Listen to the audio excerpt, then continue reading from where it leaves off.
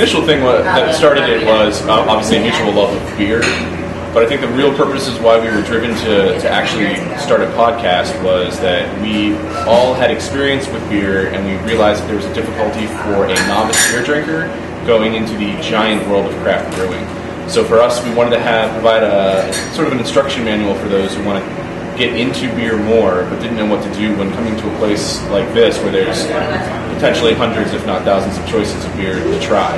And we realized from personal experience that if you tried the wrong beer, it can really put you off to the whole world of craft brewing, and that would be a horrible tragedy for anybody who's looking to go beyond mass market beers. Obviously, we have a tendency to stay local, but we also have a international and even global reach.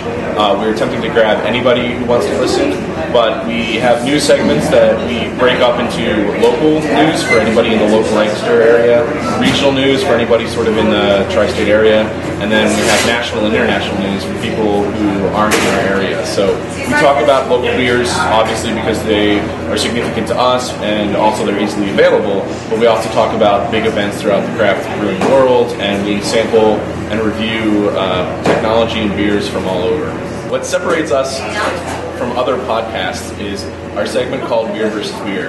And that's a segment where Mike and I, each week, we pick a theme, and we both bring a beer that we then talk about and sample, and we allow Jesse to decide. And Jesse, when we started this podcast, was a very big novice to beer. He was a huge liquor drinker, a big wine guy, definitely a big wine guy, but he hadn't had a lot of exposure to other sorts of beers. So Jesse was our straight man, our experimentation.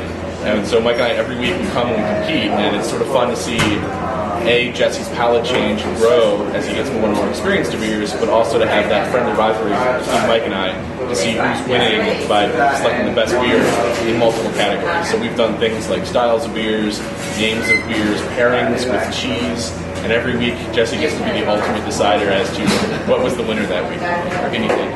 Yeah, definitely. The cheese was my favorite combination, but there was the sausage and beer that was his close second.